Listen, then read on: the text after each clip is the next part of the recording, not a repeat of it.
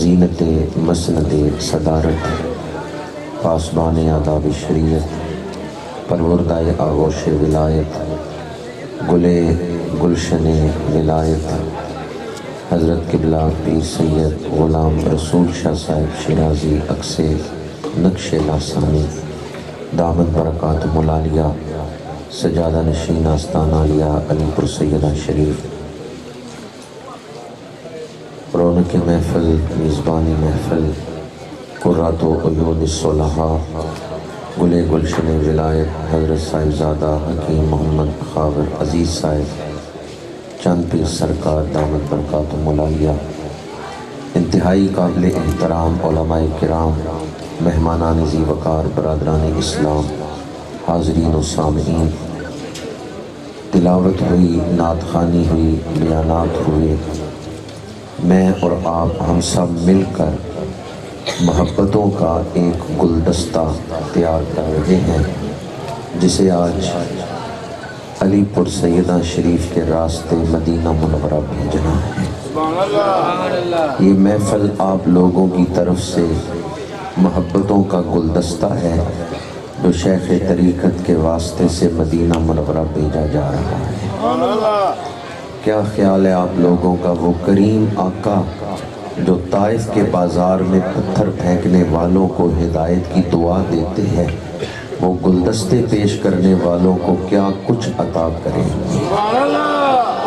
ابھی نعت خوانی ہو رہی تھی یا اس سے پہلے حضرت قبلہ کاظمی شاہ صاحب کا بیان ہو رہا تھا، یوں محسوس ہو رہا تھا کہ جیسے کوئی جنتی درخت ہلا رہا ہے اور حاضرین کی جھولیوں میں جنتی پھول گر رہے ہیں۔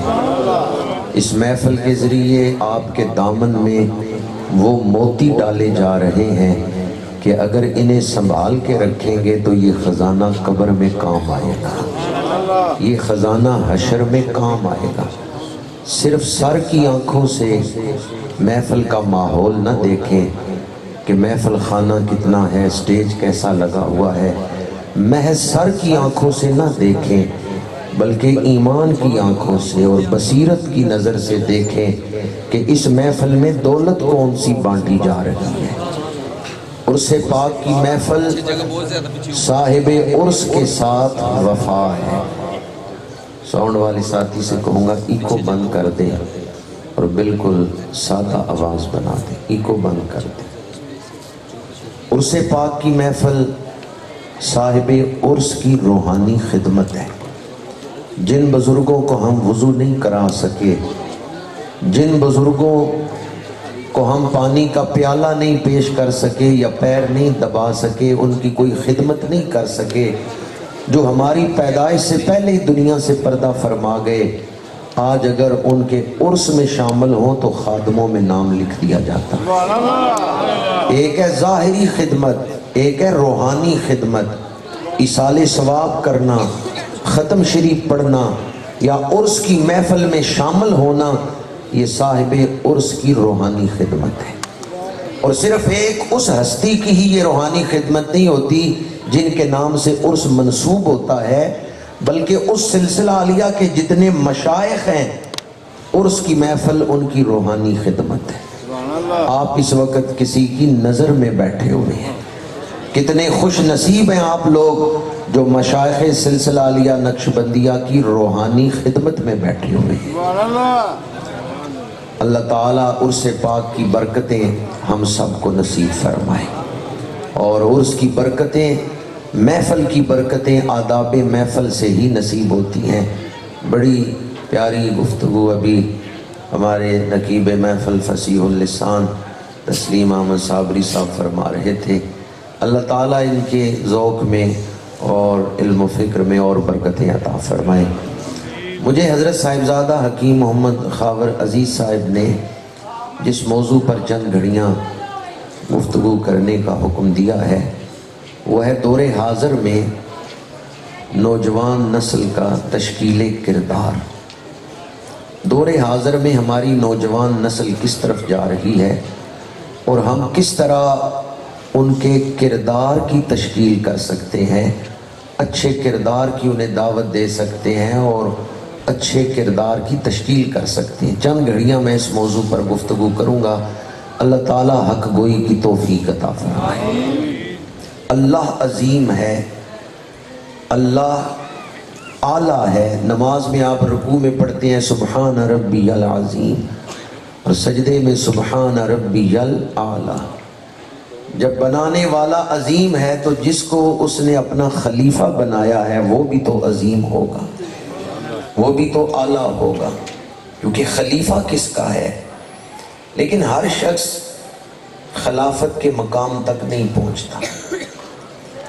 بنانے والے نے انسان کو احسن تقویم میں بنایا ہے۔ آپ اپنے وجود کی قدر کریں یا نہ کریں، بنانے والا جب آپ کا ذکر کرتا ہے تو 4 قسمیں اٹھا کے ذکر کر رہا ہے۔ وَالتِّينِ وَالزَّيْتُونِ وَطُورِ سِينِينَ وَهَذَا الْبَلَدِ الْأَمِينِ لَقَدْ خَلَقْنَا الْإِنسَانَ فِي أَحْسَنِ تَقْوِيمٍ۔ ترجمہ سنانے سے پہلے مسند امام احمد کی ایک حدیث سنا رہا ہوں۔ میرے آقا کریم نے ارشاد فرمایا، جس شخص نے ساری زندگی میں قرآن کی ایک آیت بھی شوق سے سنی ہے اس کی قبر میں اندھیرا نہیں ہوگا۔ جب اس کی قبر میں روشنی پھیلے گی تو وہ فرشتوں سے پوچھے گا یہ نور کیسا ہے؟ فرشتے کہیں گے فلاں محفل میں تو نے قرآن کی ایک آیت سنی تھی، اللہ نے تیری قبر کو روشن کر دیا۔ کوئی یہ نہ سمجھے کہ شاید میں مبالغے سے کام لے رہا ہوں، ایک آیت سنی اور قبر روشن ہو گئی۔ حضرت سفیان ثوری رحمۃ اللہ تعالیٰ علیہ فرماتے ہیں مخلوق کے بس کی بات ہی نہیں کہ خالق کے کلام کی ساری شانیں سمجھ سکے۔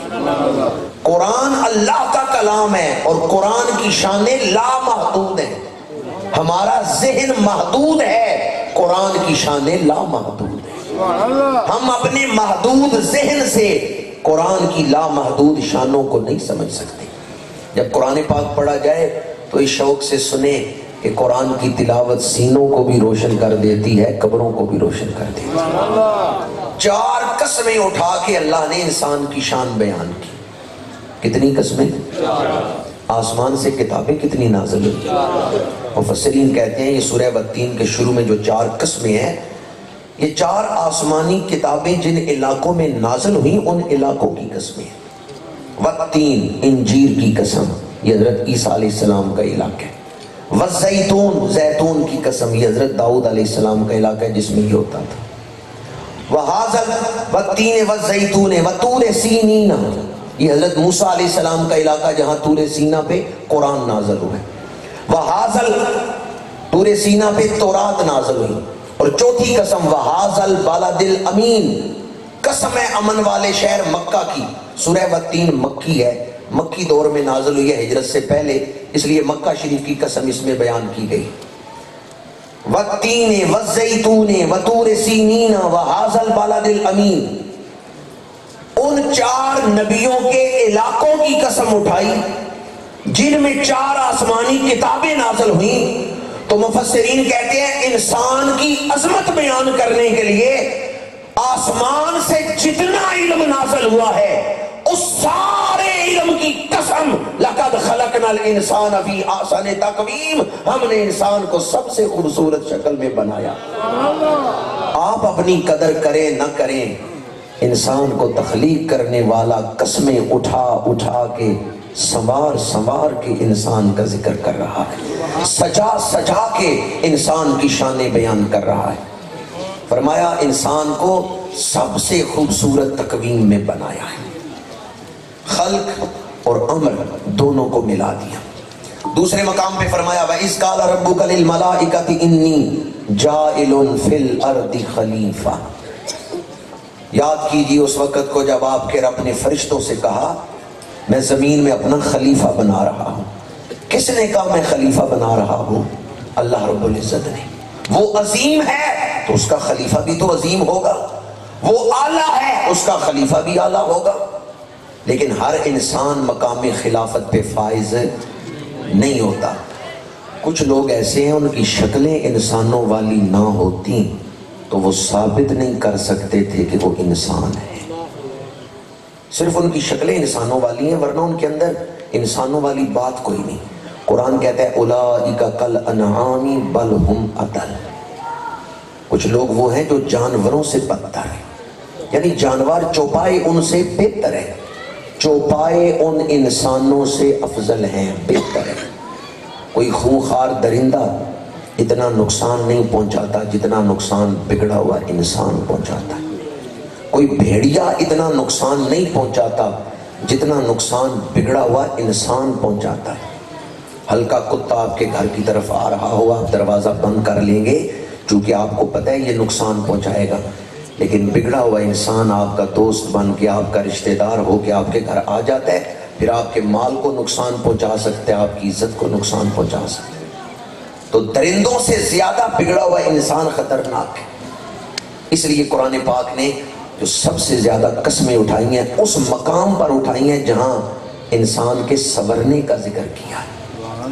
سورہ والشمس 11 قسمیں، کتنی قسمیں؟ سورہ والشمس۔ اور اس سورت کی فضیلت میں حدیث پاک ہے کہ جس شخص نے سورہ والشمس کی تلاوت کی اور اس کا یہ تلاوت کرنا قبول ہو گیا تو جتنی زمین ہے اور اس کے اندر جتنا خزانہ ہے وہ سارا اللہ کے راستے میں، زمین کے حجم جتنا سونا اللہ کے راستے میں صدقہ کرنے کا ثواب اللہ عطا فرما دیتا ہے۔ بعض دوست خاموش رہے کہ شاید میں کہیں بیان کرنے میں خطا تو نہیں کر رہا، غلطی تو نہیں کر رہا کہ اتنا بڑا ثواب صرف سورہ والشمس پڑھنے پہ۔ تو آپ سورت کی آیتیں نہ دیکھیں، یہ دیکھیں آیتوں کی تعداد نہ دیکھیں، یہ دیکھیں کلام کس کا ہے۔ سورہ والشمس انسان کو تخلیق کا مقصد پورا کرنے کا راستہ دکھا رہی ہے، اس منزل تک پہنچا دیتی ہے جس کے لیے انسان تخلیق کیا گیا۔ حدیث پاک میں میرے آقا کریم نے فرمایا جس نے سورہ والشمس تلاوت کی زمین کے حجم جتنا سونا صدقہ کرنے کا ثواب عطا کر دیا جائے۔ 11 قسمیں اٹھا کے مضمون کیا بیان کی ہے؟ کوئی شخص قسمیں اٹھا رہا ہو، قسم ہے قسم ہے قسم ہے قسم ہے قسم ہے قسم ہے، تو آپ کہیں گے ٹھہر جاؤ بات تو کرو، اتنی قسمیں کیوں اٹھا رہے ہو؟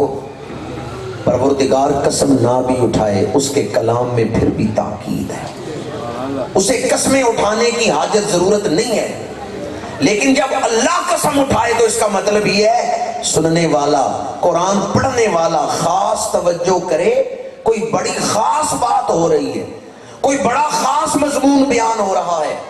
مسرور کے عشاقان رسول اللہ 11 قسمیں اٹھا کے بات کرے، ہمیں توجہ کرنی چاہیے یا نہیں کرنی چاہیے؟ والشمسی قسم ہے سورج کی، وضحاہا اس کی روشنی کی قسم، والشمسی وضحاہا والنہاری اذا جلاہا دن کی قسم جب دن روشن ہوتا ہے، رات کی قسم جب اس کا اندھیرا چھا جاتا ہے، آسمان کی قسم اور اس کو بنانے والے کی قسم، زمین کی قسم اور اس کو پھیلانے والے کی قسم، نفس کی قسم اور نفس کو ہموار اور استوار کرنے والے کی قسم۔ 11 قسمیں اٹھا کے مضمون کیا بیان کیا ہے؟ قد افلح من زکاہا، کامیاب وہ ہوا جس نے اپنے نفس کو سنوار لیا، جس نے اپنے نفس کو ستھرا کر لیا۔ اس کا مطلب یہ ہے کہ وہ ناکام ہوا جس نے اپنی اصلاح کی فکر نہیں کی، وہ ناکام ہوا جس کو فکر نہیں اپنی اصلاح کی۔ کیا خالق نے آپ کو زندگی بغیر مقصد کی عطا کی ہے کہ اپنی مرضی سے گزار لے؟ فرشتوں کو اللہ نے عقل دی ہے، خواہشات نہیں دی۔ جانوروں میں چوپایوں میں خواہشات رکھی ہیں، عقل نہیں رکھی۔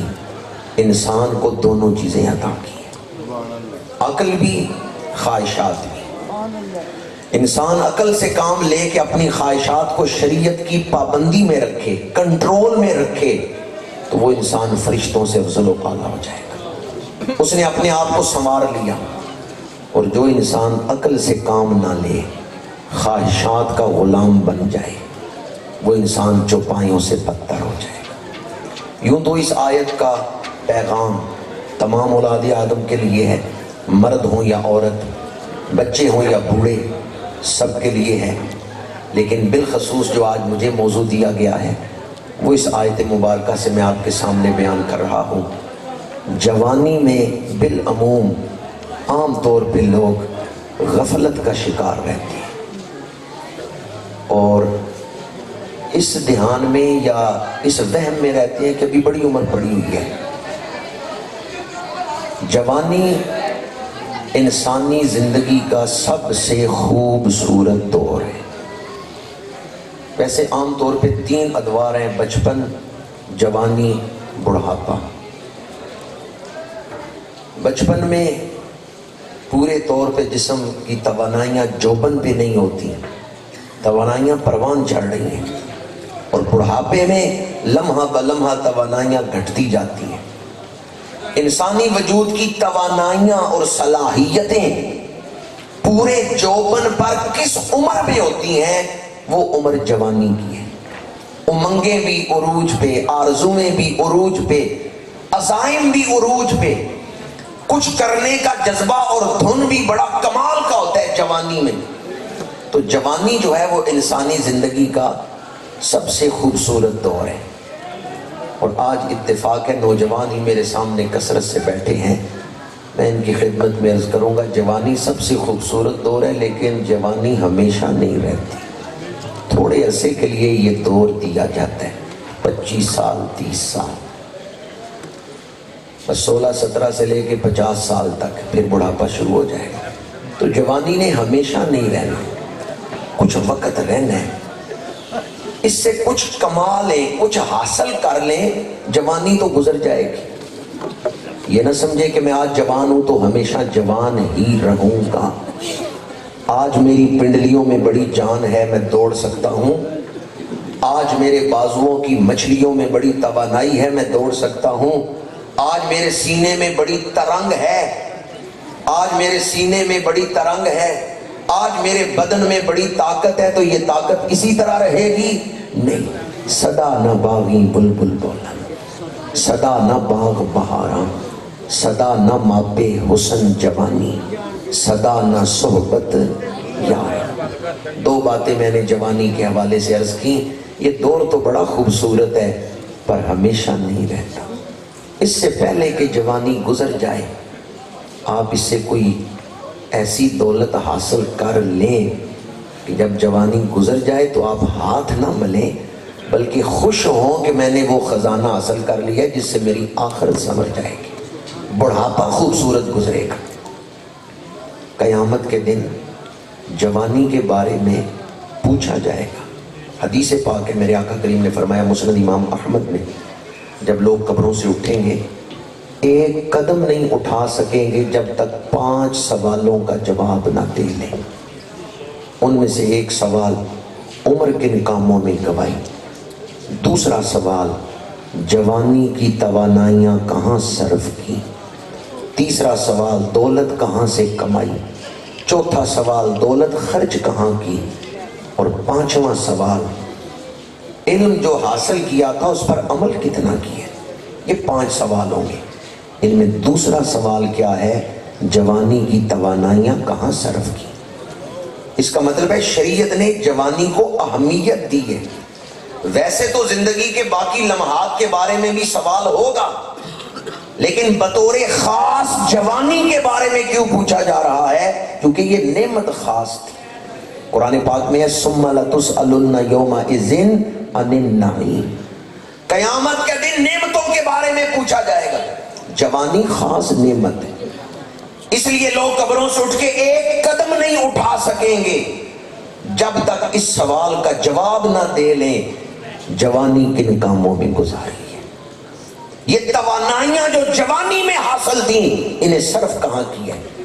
پہلے میں نے جو حدیث سنائی ہے یہ مسند امام احمد میں ہے، اب جو سنا رہا ہوں یہ بخاری شریف میں ہے۔ میرے آقا کریم نے فرمایا 7 خوش نصیب ایسے ہیں جس دن سوائے عرش کے کوئی سایہ نہیں ہوگا، ان 7 خوش نصیبوں کو عرش کا سایہ ملے گا۔ 7 خوش نصیب گروہ ہیں جن کو عرش کا سایہ ملے گا۔ ان میں دوسرے نمبر پر حضور نے جو ذکر کیا ہے وہ نوجوان کا ذکر کیا، شاب نشأ فی عبادت اللہ، وہ نوجوان جو اللہ کی عبادت کرتے ہوئے جوانی کی دہلیز تک پہنچا ہے، جو عبادت کرتے ہوئے پروان چڑھا ہے، قیامت کے دن اللہ اسے عرش کا سایہ عطا فرمائے گا۔ تو جوانی کے حوالے سے حدیث پاک میں دونوں طرح کی حدیث ہے۔ ایک حدیث میں پوچھا جائے گا کہ جوانی کن کاموں میں گزاری، دوسری حدیث میں ہے جس کی جوانی عبادت میں گزری ہے، جو عبادت کرتے ہوئے جوانی کی دہلیز تک پہنچا ہے، اللہ اسے عرش کا سایہ عطا فرمائے گا۔ اس کا مطلب کیا ہے؟ عبادت تو کسی دور میں بھی کریں باعث اجر باعث ثواب ہے، لیکن جوانی کی عبادت کا زیادہ اجر ہے، زیادہ ثواب ہے۔ جوانی آپ پہ نہیں آئی، جوانی داتا گنج بخش علی حجویری نے بھی گزاری ہے، جوانی خواجہ معین الدین چشتی اجمیری نے بھی گزاری ہے۔ ویسے ہم کہتے ہیں بابا جی فلانے بزرگ بابا جی، وہ تو جب ان کی ولایت کا تذکرہ اور بڑھاپے کا ذکر ہوتا ہے تو ہم بابا جی کہہ دیتے ہیں، ورنہ انہوں نے جوانی نہیں گزاری۔ امام ربانی حضرت مجدد الفسانی نے بھی جوانی گزاری ہے، جوانی حضور غوث اعظم نے بھی گزاری ہے، پر ان کی جوانی کی جو عبادت اور ریاضت ہے آج بھی اس عبادت کی برکات سے امت مستفید ہو رہی ہے۔ کیسی کمائیاں کر کے گئے ہیں سائیں، ان کی جوانی کتنی خوبصورت گزری ہے کہ ان کی عبادت کی برکات سے آج بھی ہم مستفید ہو رہے ہیں۔ نوجوانوں سے میں عرض کروں گا، جوانی آپ کے لیے باعث رحمت بھی بن سکتی ہے، باعث زحمت بھی بن سکتی ہے۔ یا والدین سے عرض کروں گا کہ اپنے بیٹوں کی طرف، اپنی اولاد کی طرف، اپنے بچوں کی طرف توجہ دیں۔ اگر آپ اپنے بچوں کی تربیت نہیں کرتے تو یہ بچے آپ کے لیے باعث عذاب بھی بن سکتے ہیں۔ ہاں، اگر ان کی اچھی تربیت کریں تو یہ آپ کے لیے باعث بخشش بھی بن سکتے ہیں۔ دونوں پہلو موجود ہیں۔ اگر ہم اپنی اولاد کی تربیت کی طرف توجہ نہیں کرتے تو ہم اللہ کے مجرم۔ حدیث پاک ہے، میرے آقا کریم نے فرمایا، یہ حدیث بخاری شریف میں ہے، ہر بچہ فطرت اسلام پہ پیدا ہوتا ہے، فَأَبَوَاهُ يُحَوِّدَانِهِ، اس کے ماں باپ اس کو یہودی بنا دیتے ہیں، اس کے ماں باپ اس کو عیسائی بنا دیتے ہیں، اس کے ماں باپ اس کو مجوسی بنا دیتے ہیں۔ اس حدیث کا مطلب کیا ہے کہ والدین کا بڑا کردار ہے ذہن سازی میں۔ اولاد کی تربیت ماں باپ کی ذمہ داری ہے۔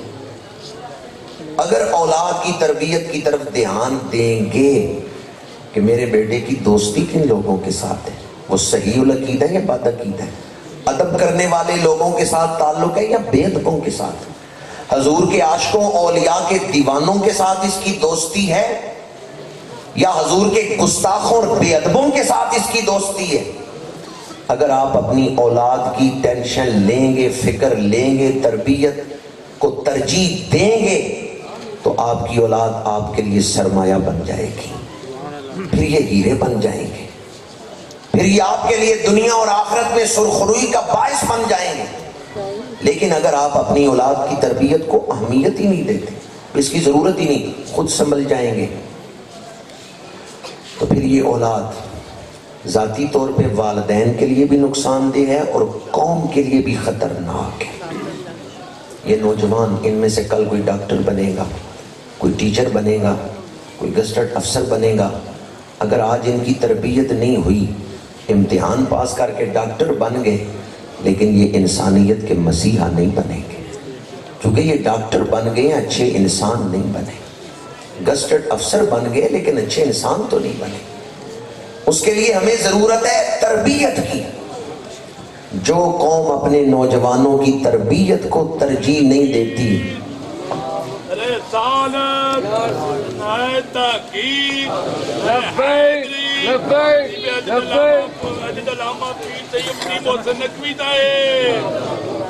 جگر گوشائے خطیب الاسلام خطیب عرب الجم حضرت قبلہ پیر سید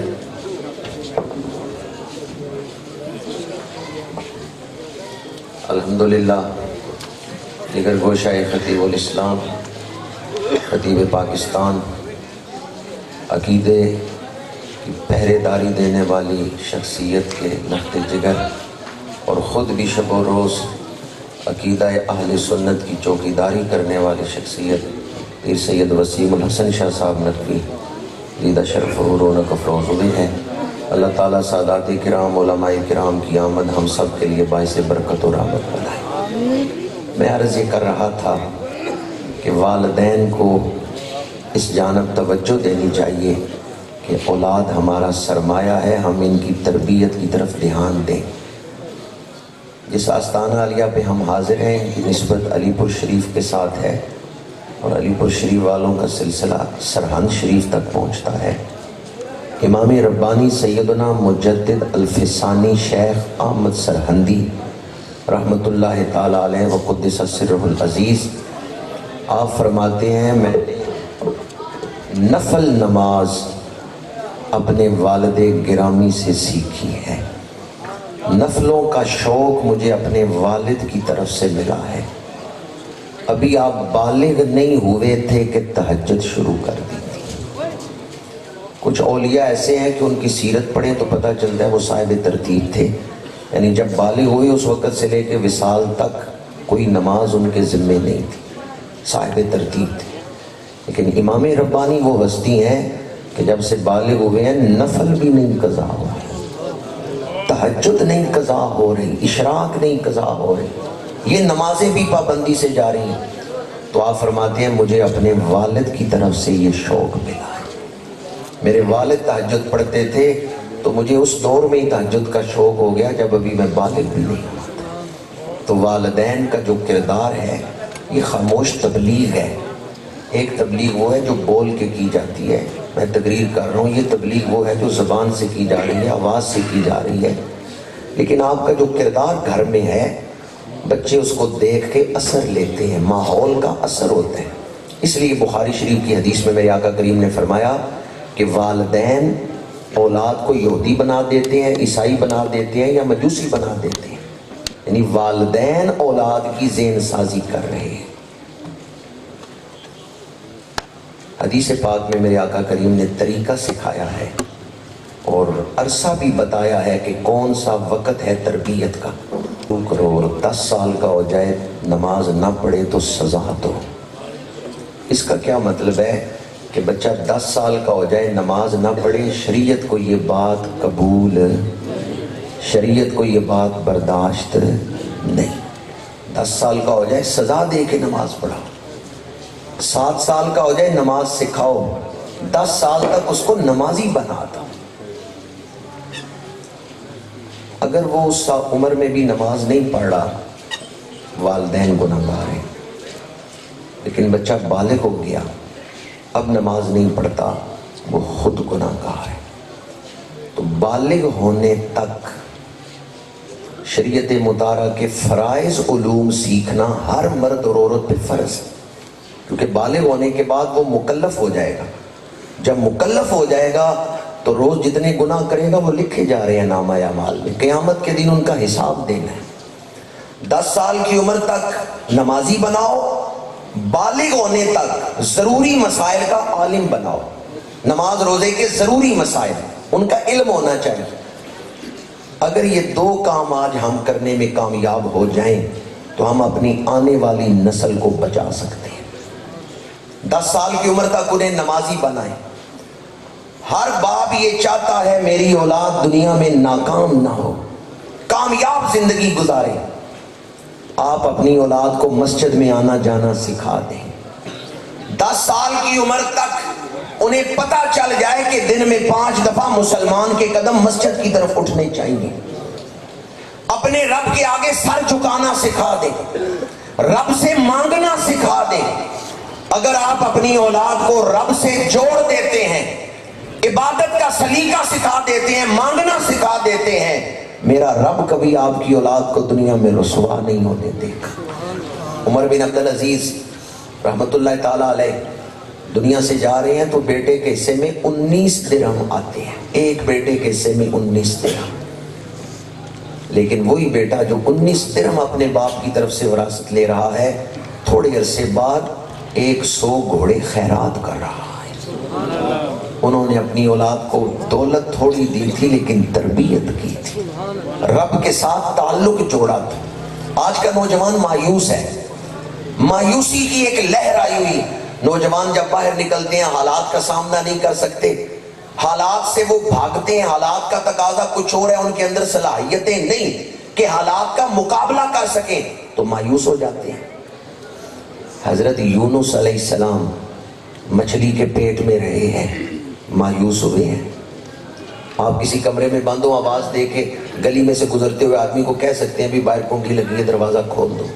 مچھلی کے پیٹ سے بھی باہر آواز پہنچائی جا سکتی تھی. ایک مچھلی کا پیٹ، دوسرا پانی، پھر رات کا اندھیرا، کتنی تہوں میں ہے. لیکن اللہ کے نبی نے وہاں پڑھا لا الہ الا انت سبحانک انی کنت من الظالمین. حضرت یونس علیہ السلام کا یہ واقعہ قرآن میں کیوں بیان کیا گیا؟ قرآن اپنے قاری کو کبھی مایوس نہیں ہونے دیتا. قرآن مشکل ترین حالات میں بھی زندگی گزارنا سکھاتا ہے. حضرت عثمان غنی رضی اللہ تعالیٰ عنہ نے تلاوت کر کر کے 2 قرآن پاک آپ کے ہاتھوں سے صفے شہید ہو گئے. آپ میں سے کوئی آدمی ہاتھ تو اٹھائے جس نے اتنی تلاوت کی ہو کہ قرآن پاک کے ورق شہید ہو گئے اور پھر نیا نسخہ اس نے لیا ہو. ہمیں تو وقت ہی نہیں قرآن کی تلاوت کا. اپنی اولاد کو قرآن کے ساتھ جوڑیں، قرآن زندگی گزارنا سکھائے گا. اپنی اولاد کو مسجد کے ساتھ جوڑیں، مسجد زندگی گزارنا سکھائے گا. جس کا قرآن سے تعلق ہے، مسجد سے تعلق ہے، نماز سے تعلق ہے، رب سے مانگنے کا سلیقہ آ گیا ہے، وہ زندگی میں کبھی مایوس نہیں ہوگا. دنیا والوں کی نظر میں راستے بند ہو چکے، پر جو عبادت گزار بندہ ہے رب اس کے لیے راستے کھول دیتا ہے. حدیث پاک ہے ترمذی شریف میں، میرے آقا کریم صلی اللہ علیہ وآلہ وسلم نے ارشاد فرمایا عقل مند وہ ہے جو اپنے نفس کا محاسبہ کرے اور موت سے پہلے موت کے لیے تیاری کرے. بندہ آخرت پر ایمان بھی رکھتا ہو اور پھر آخرت کے لیے تیاری نہ کرے. 2 باتوں میں سے ایک بات ہو سکتی ہے، یا تو اس کا آخرت پر ایمان نہیں، یا آخرت پر ایمان ہے پر بندہ بے وقوف ہے. آخرت پر ایمان ہو کہ اصل زندگی آخرت ہے، دنیا تو عارضی ہے، ایمان بھی ہو اور بندہ پھر آخرت کو حاصل کرنے کے لیے عبادت نہ کرے. سونا بھی سامنے پڑا ہوا ہے، کوئلے بھی سامنے پڑے ہوئے ہیں، اور آپ کو اختیار دیا جائے ان دونوں میں سے ایک کو اٹھا لو، 1 کلو سونا 1 کلو کوئلے، عقل مند آدمی کس کو اٹھائے گا؟ جی سونے کو اٹھائے گا. اور اگر کوئی سونے کو چھوڑ کے کوئلے اٹھائے گا، ہاتھ ہی کالے کرنے حاصل کیا ہوگا؟ لوگ کہیں گے کتنا بے وقوف ہے، سونے کو چھوڑ کے کوئلے کو اٹھا لیا. میں ترجمانی کر رہا ہوں، تشریح کر رہا ہوں. حدیث ترمذی شریف میں میرے آقا کریم نے فرمایا عقل مند وہ ہے جو اپنے نفس کا محاسبہ کرے اور موت سے پہلے موت کی تیاری کرے. آج کا نوجوان اس لیے بھٹک گیا، اس نے اس دنیا کو ہی سب کچھ سمجھ لیا. مصائب آئے وہ ان کا سامنا نہ کر سکا. دل کے سکون کے لیے کوئی گانے سن رہا ہے، کوئی نشے پہ لگ گیا، کوئی سگریٹ پی رہا ہے، کوئی بری صحبت میں چلا گیا. اس میں والدین کی بھی کمزوری ہے، والدین بھی مجرم ہیں کہ صحیح تربیت نہ کر سکے.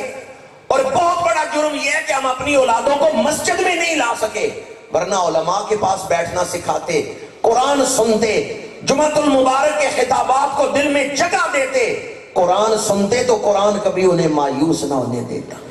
بارے دیگر کہہ رہا ہوں، کردار کی تشکیل کے لیے آج بھی مسجد سے تعلق جوڑیں، آج بھی قرآن سے تعلق جوڑیں. یا آسان ترین حدیث پاک بیان کر رہا ہوں. یہ حدیث مسند امام زید میں ہے. اور کون امام زید؟ حضرت امام زین العابدین کے بیٹے، امام علی مقام سرکار سید الشہداء کے پوتے، سیدنا زید بن زین العابدین بن امام حسین. مسند امام زید میں آخری باب ہے حسن اخلاق کا. اس میں حدیث پاک ہے، میرے آقا کریم نے فرمایا قیامت کے دن میرے سب سے زیادہ قریب وہ ہوگا جس کے اخلاق اچھے ہیں. کون میرے قریب ہوگا؟ جس کے سب سے زیادہ اخلاق اچھے ہیں. ترمذی شریف میں حدیث پاک ہے ان اول الناس بی یوم القیامت اکثرهم علی صلاۃ. قیامت کے دن میرے سب سے زیادہ قریب وہ ہوگا جو سب سے زیادہ درود پڑھنے والا ہے. اب ایک حدیث میں ہے درود پڑھنے والا میرے قریب، دوسری حدیث میں ہے جس کے اخلاق اچھے وہ میرے قریب. شارحین حدیث کہتے ہیں ان دونوں حدیثوں میں سے لینا کس کو ہے، چھوڑنا کس کو ہے؟ کس حدیث پہ عمل کرنا ہے؟ کیا درود پڑھنے والا قریب ہوگا یا اچھے اخلاق والا حضور کے قریب ہوگا؟ شارحین کہتے ہیں دونوں حدیثوں میں تضاد نہیں، مطابقت ہے، دونوں پہ عمل کرنا ہے۔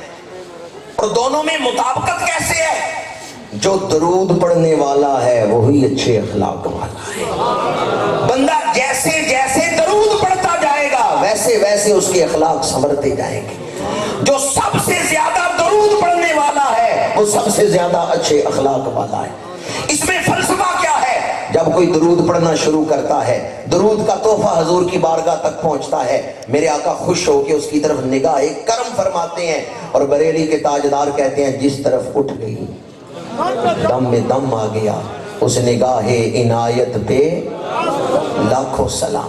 اپنی اولاد کی تربیت کی طرف دھیان دیں۔ اس کے لیے میں نے 3 چیزیں آپ کے سامنے بیان کی ہیں: مسجد سے تعلق، قرآن سے تعلق، درود شریف کا وظیفہ۔ دور حاضر کی ایک مثال دے رہا ہوں اور گفتگو کو سمیٹ رہا ہوں۔ جرمنی کا ایک شہر ہے نیورنبرگ، المدینہ مسجد۔ ختم نبوت کانفرنس میں میں شامل ہوا، میرے میزبان دوستوں نے بتایا یہ مسجد پہلے شراب خانہ تھی، نائٹ کلب تھا، اس کا مالک غیر مسلم تھا۔ جس دن اس نے کلمہ پڑھا 4 کروڑ روپے کی جگہ مسجد کو دے دی۔ میں اس نو مسلم سے ملا، محمد عبد الرحمن اس کا نام ہے، اس کا ٹیلی فون نمبر بھی اس گناہگار کے پاس ہے، اگر کوئی خود اس سے بات کر کے تحقیق کرنا چاہے تو مجھ سے ٹیلی فون نمبر بھی لے سکتے ہیں۔ اگر جرمنی میں آپ کا کوئی عزیز رہتا ہے تو ایڈریس میں علی اعلان بتا رہا ہوں، اسٹوٹگارٹ سے 200 کلومیٹر کے فاصلے پہ یہ شہر ہے نیورنبرگ، المدینہ مسجد۔ محمد عبد الرحمن یہ نو مسلم ہے۔ میں نے اس سے پوچھا تیرے کلمہ پڑھنے کا سبب کیا بنا ہے؟ اس نے ایک طویل واقعہ سنایا، آخری بات اس نے یہ کی، کہتے میں نے خواب دیکھا میں مسجد گیا ہوں اور نمازیوں کے جوتے صاف کر رہا ہوں۔ کہتے میں نے صبح اٹھ کے مسجد بلال والوں سے اجازت مانگی، میں نے سوچا میں اپنا خواب پورا کروں۔ انہوں نے کہا بندہ غیر مسلم ہے، نمازیوں کے جوتے صاف کرنے کی اجازت مانگ رہے۔ انہوں نے مجھے اجازت دے دی، اندر نمازی نماز پڑھ رہے تھے، باہر ان کے جوتے پڑے تھے، میں صاف کر کے چمکا کے رکھ کے آ گیا۔ اس رات مجھے مکہ شہر کی زیارت ہوئی۔ اب میرے دل میں اسلام کی محبت پیدا ہو گئی۔ میں نے کہا میں قرآن پڑھوں تو صحیح، قرآن کی دعوت کیا ہے، قرآن بلاتا کس طرف؟ ترجمے والا قرآن میں نے منگایا، صبح 10-11 بجے بیٹھتا، رات 10-11 بجے تک قرآن کا ترجمہ پڑھتا رہتا۔ گھر والے تانا دیتے تو کیا ہر وقت مسلمانوں کی کتاب پڑھتا رہتا ہے، پر میرا دل قرآن سے لگ گیا تھا۔ ایک رات آئی والناس تک ترجمہ مکمل ہو گیا، میں رات سو گیا حسب معمول۔ صبح اٹھا بستر سے نیچے اتر رہا ہوں، کیا دیکھا دروازے میں حضور کھڑے ہیں۔ میں نے سمجھا شاید میں خواب دیکھ رہا ہوں، لیکن دعا کے لیے ہلتے ہوئے ہاتھ نظر آئے تو مجھے یقین ہو گیا میں خواب نہیں دیکھ رہا، میں جاگتے ہوئے زندہ رسول کا دیدار کر رہا ہوں۔ میں نے پوچھا تھا کلمہ پڑھنے کا سبب کیا بنا؟ اس نے کہا مجھے جاگتے ہوئے رسول اللہ کی زیارت نصیب ہے، آپ آئے ہیں کلمہ پڑھا گئے۔ جب اس نے حضور کے دیدار کا ذکر کیا تو میں نے کہا حضور کا حلیہ پاک تو بیان کرو۔ محبت کا ماحول بنا ہوا تھا، یقین جانیے اس نے وہی حلیہ بیان کیا جو حدیث کی کتابوں میں لکھا ہوا ہے، جو سیرت کی کتابوں میں لکھا ہوا ہے۔ لیکن ایک جملہ کمال وارفتگی یہ محبت سے وہ کہتا تھا حضور صرف سونے نہیں، بہت سونے، حضور صرف سونے نہیں، آپ کا کیا عقیدہ ہے؟ صرف سونے؟ حضور صرف سونے نہیں، بے حد سونے۔ اللہ نے حضور کے چہرے پاک سے زیادہ خوبصورت بھی کوئی چیز بنائی؟ وہ چیز تو بتائیں جو اللہ نے حضور کے چہرے سے بھی زیادہ خوبصورت بنائی۔ میرا ایمان ہے کائنات میں سب سے خوبصورت نظارہ رخ والضحیٰ کا نظارہ۔ دعا قبول نہ ہوتی ہو حضور کے چہرے کا واسطہ دے کے دعا کریں، یا اللہ حضور کے رخ پر نور کا واسطہ میری دعا قبول کر لے، کیونکہ یہ وہ واسطہ ہے۔ قرآن کہتا ہے قد نرا تقلب وجهک فی السماء فلنولینک قبلۃ ترضاھا۔ حضور نے چہرہ اٹھایا ہے، رب نے قبلہ بدل دیا ہے۔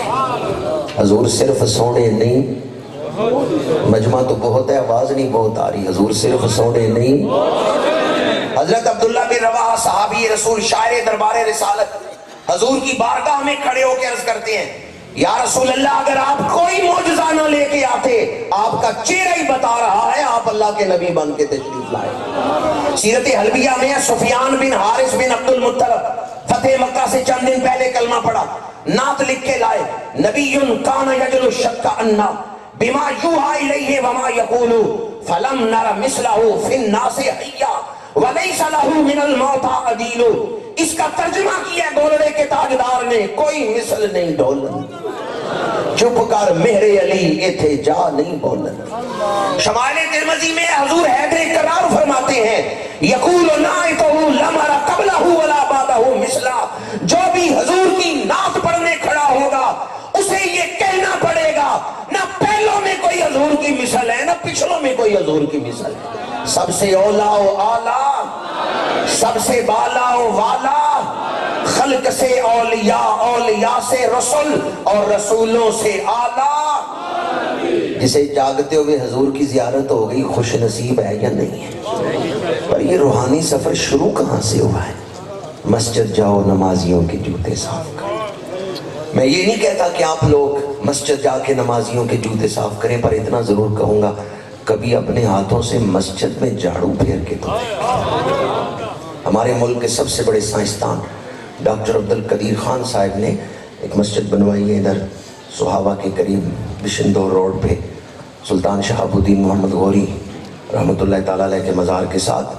تو ٹی وی والوں کو انٹرویو دیتے ہوئے ڈاکٹر صاحب نے کہا میں جو کچھ ہوں مسجد کی صفائی کی وجہ سے، میں ابھی پڑھتا تھا میرا والد مسجد میں جھاڑو پھیر کے میرے لیے دعا کرتا تھا۔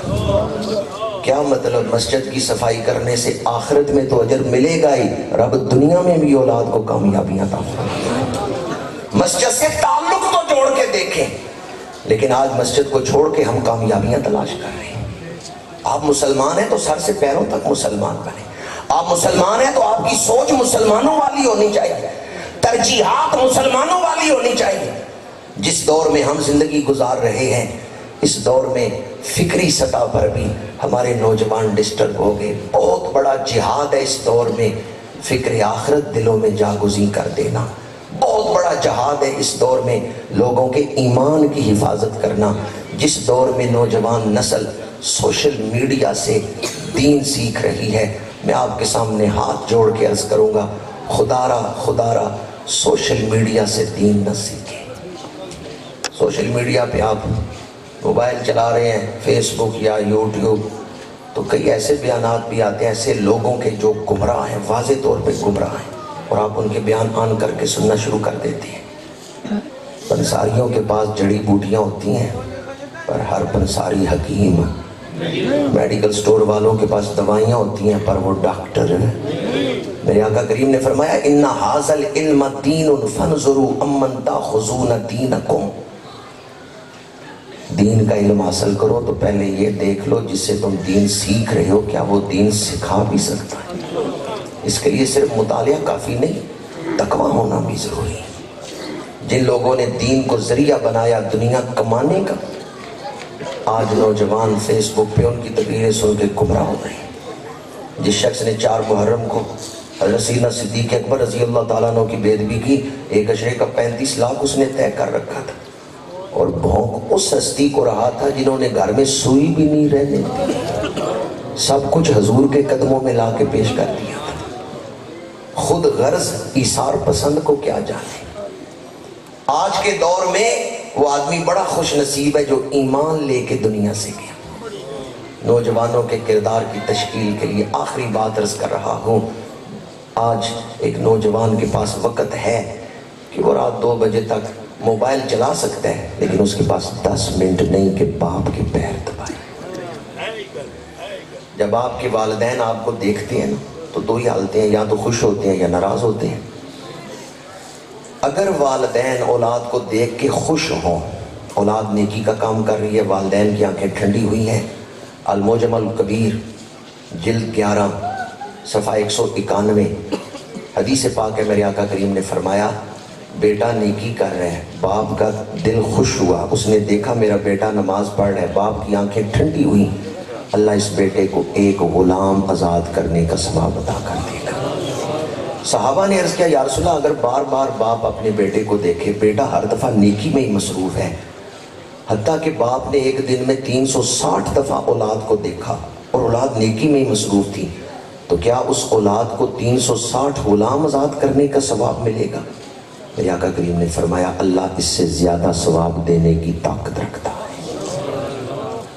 اب ایک حدیث تو آپ نے فضیلت والی سنی، نوجوانوں کی توجہ چاہتا ہوں، آپ کوئی ایسا کام کر رہے ہیں جو شریعت میں عبادت ہے، والد نے دیکھا دل خوش ہوا، آپ کو غلام آزاد کرنے کا ثواب ہے۔ لیکن اگر کہیں دوسری صورتحال ہے کہ آپ موبائل چلا رہے ہیں یا آپ کوئی گیم کھیل رہے ہیں، باپ ناراض ہوتا ہے، باپ نے دیکھا اور اس کا دل دکھا، تو یہ نہ سمجھے صرف والد ناراض ہو رہے ہیں۔ حدیث رسول ہے جس پر باپ ناراض ہے اس پر خدا ناراض ہے۔ اب مجھے بتائیں خدا ناراض ہو تو کامیابیاں ملیں گی؟ جو باپ کے دل کو اذیت پہنچائے کیا اس پر خدا رحمت نازل فرمائے گا؟ ماں باپ کی دعا قبولیت کے دروازے کھلوا دیتی ہے، مشکلیں آسان ہو جاتی ہیں، ماں باپ کی دعا صاحبان رحمت بن جاتی ہے۔ لیکن اس دور میں ہم والدین کی ناقدری کر رہے ہیں اور اس کی بہت بڑی وجہ یہی سوشل میڈیا ہے۔ خدا را ایک جملہ اس کے حوالے سے، سوشل میڈیا کے حوالے سے عرض کر رہا ہوں کہ سوشل میڈیا چلانے سے فائدہ ہو سکتا ہے، لیکن اس شخص کا جو تربیت یافتہ ہو اور اس کا کردار پختہ ہو۔ اگر کوئی تربیت یافتہ نہیں اور کردار بھی پختہ نہیں، کچے ذہن کا ہے، تو وہ سوشل میڈیا استعمال کرے تو اس کا مطلب ہے وہ خودکشی کر رہے ہیں، وہ زہر کا پیالہ پی رہے ہیں، وہ اپنے ہاتھوں مر رہے ہیں۔ دل مردہ ہو گئے، واز اثر نہیں کرتے، تقریریں اثر نہیں کرتی۔ اس کا سبب کیا ہے کہ دلوں پہ ایک غفلت طاری ہو گئی۔ صحبت کا، ماحول کا بڑا اثر ہوتا ہے۔ یہ حدیث پاک حضرت ابو ہریرہ سے مروی ہے کہ آدمی اپنے دوست کے دین پر ہوتا ہے۔ آج کل، پہلے تو وہ دوستیاں ہوتی تھی مل کے لوگ بیٹھتے تھے تو ایک دوسرے سے دوستی کا اظہار ہوتا تھا، آج کل تو سوشل میڈیا ہی دوست ہے، اس سے رشتہ داریاں ہیں، اس سے ہی تعلق ہے۔ اس کا روح پہ کیا اثر مرتب ہو رہا ہے؟ ساری گفتگو کا پیغام اور نچوڑ چکے، علماء بھی تشریف لا چکے ہیں، ابھی محفل جاری رہے گی۔ میرا وقت جو مجھے حضرت قبلہ پیر صاحب نے عطا فرمایا وہ بھی پورا ہو رہا ہے۔ ساری گفتگو کا نچوڑ عرض کر رہا ہوں، کاروبار کریں، ملازمت کریں، دنیا کمائیں، دوستیاں دنیا میں نبھائیں، سماجی تعلقات نبھائیں، رشتہ داریاں نبھائیں، لیکن موت کا وقت یاد رکھیں۔ اس دنیا کو چھوڑ کے جانا ہے، اس وقت کو یاد رکھیں، اس کو نہ بھول جائیں۔ بس اتنی ساری میری عرض ہے جس کے لیے میں نے قرآن کی آیتیں بھی پڑھی، حدیثیں بھی آپ کو سنائیں۔ بھرپور زندگی گزاریں، مصروف زندگی گزاریں، پر اس لمحے کو یاد رکھیں جب اسرائیل لینے آئے گا بھی چلو وقت پورا ہو گیا۔ روک سکتے ہیں اسرائیل کو؟ حضور شہنشاہ بغداد کا فرمان، میری حیثیت ڈاکیے کی ہے، یہ نہ دیکھیں چٹھی کون لے کے آیا، یہ دیکھیں چٹھی کس کی ہے۔ خط محبوب کا ہو تو بندہ غور سے سنتا ہے۔ الفتح الربانی میں حضور غوث اعظم کا فرمان ہے، جس سواری پہ تم بیٹھے ہو جتنی مرضی اس کی لگامیں کھینچ لو، اس سواری کو روک نہیں سکتے۔ کون سی سواری ہے جس پہ ہم بیٹھے بھی ہیں اور روک بھی نہیں سکتے؟ یہ ہے وقت کی سواری۔ کوئی ہے جو اپنی عمر کو آگے بڑھنے سے روک لے؟ جوان ہے تو ہمیشہ جوان ہی رہے، بڑھاپا نہ آئے، وقت کو آگے بڑھنے سے روک سکتے؟ شہنشاہ بغداد فرماتے ہیں یا تو وقت کو روک لو، اور اگر نہیں روک سکتے تو وقت جہاں لے کے جا رہا ہے وہاں پہنچنے کی تیاری کرو۔ دو کاموں میں سے ایک کام تو کرو، یا تو وقت کو روک لو، نہیں روک سکتے وقت جہاں لے کے جا رہا ہے وہاں پہنچنے کی تیاری کرو۔ اور اگلے الفاظ تو دل بدل دینے والے الفاظ ہیں۔ آپ فرماتے ہیں کہیں ایسا نہ ہو تم دنیا میں مصروف ہو، تمہارا دھیان ہی نہ ہو، اچانک اسرائیل آئے اور تمہیں دنیا سے اٹھا کے قبر میں پہنچا دے۔ یہ جو اچانک کا لفظ ہے یہ بڑا قابل غور ہے۔ اچانک ایکسیڈنٹ ہوا، بندہ فوت ہو گیا۔ میرا ایک دوست گھر آیا، بہن سے کہا چائے بنا کے لاؤ، بہن چائے بنا کے بھائی کے کمرے میں گئی، دیکھا بھائی فوت بھی ہو چکا۔ ڈاکٹر کو بلایا، اس نے کہا 10 منٹ پہلے ہارٹ اٹیک ہوا۔ اچانک موتیں آئے روز ہم پڑھتے ہیں۔ ہمارے پاکستان میں کتنے ایسے واقعات ہوتے، زلزلے آئے، ہوائی جہاز کریش ہوئے۔ ابھی کچھ عرصہ پہلے کراچی میں ہوائی جہاز گرا، کتنے لوگ اچانک موت کا شکار ہو گئے۔ جن کا گھروں میں انتظار ہو رہا تھا وہ گھر پہنچ نہیں سکے، عید سے پہلے یہ واقعہ پیش آیا۔ کیا یہ اچانک موتیں دوسروں کے لیے ہی ہیں یا ہمیں بھی آ سکتی ہیں؟ اللہ تعالیٰ نے موت کا وقت بتایا ہوا ہے آپ کو، پھر اچانک موت آ سکتی ہے۔ اگر آج دل مان لینا تو عرس کی یہ محفل ہمارے لیے توبہ کی محفل بن جائے۔ ذہن مان لیتا ہے کہ اچانک موت مجھے بھی آ سکتی ہے، دل کا ماننا اور ہے۔ زبانی کلمہ ہر کوئی پڑھتا، دل دا پڑھتا کوئی نہیں۔ اور اقبال کہتے ہیں خرد نے کہہ بھی دیا لا الہ تو کیا حاصل، دل و نگاہ مسلمان نہیں تو کچھ بھی نہیں۔ ذہن نے مان لیا بھی اچانک موت بھی آ سکتی ہے، دل نہیں مان رہا، دل میں وہ حال وہ کیفیت نہیں پیدا ہو رہی۔ اگر دل مان لے کہ اچانک موت آ سکتی ہے، کہیں میں تیاری کے بغیر ہی نہ قبر میں پہنچ جاؤں، حال کیا ہوگا؟ اگر دل مان لے کہ مجھے بھی اچانک موت آ سکتی ہے، پھر عرس کی یہ محفل ہمارے لیے نئی دینی زندگی شروع کرنے کا نقطہ آغاز بن جائے۔ نوجوانوں کو حدیث سنا رہا ہوں، میرے آقا نے فرمایا جس گاؤں میں، جس علاقے میں کوئی نوجوان توبہ کرتا ہے، 40 دن تک اس علاقے کے قبرستان سے عذاب اٹھا لیا جاتا ہے۔ جبریل حضور کی بارگاہ میں حاضر ہوئے، یا رسول اللہ فلاں نوجوان کو میری طرف سے سلام کہہ دیں۔ میرے آقا کریم صلی اللہ علیہ وسلم نے فرمایا تو اس صحابی کی طرف سلام کیوں بھیجے؟ جبریل عرض کرتے ہیں یا رسول اللہ صلی اللہ علیہ وسلم، جو جوانی میں توبہ کرے ہم فرشتے اس سے محبت کرتے ہیں، ہم فرشتے اس سے دوستی لگا لیتے ہیں۔ توبہ زندگی میں کسی وقت بھی کریں، توبہ سے پچھلے سارے گناہ معاف ہو جاتے ہیں، لیکن جوان توبہ کرے اس کی توبہ کی زیادہ برکتیں ہیں۔ لوئے لوئے پر لے کڑیے جے تد پانڈا پرنا، شام بئی بن شام محمد کر جاندی نے ڈرنا۔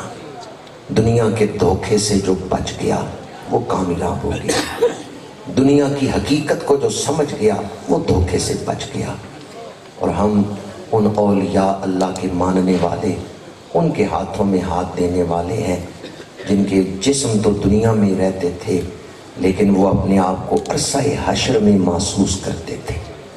موت سے پہلے موت کی تیاری، یہ خانقاہی زندگی کا ایک خاص پیغام ہے۔ موتو انتم قبل ان تموتو، مرن تو پہلے مر گئے باہو تام مطلب نو پایا ہو، وما علینا الا البلاغ۔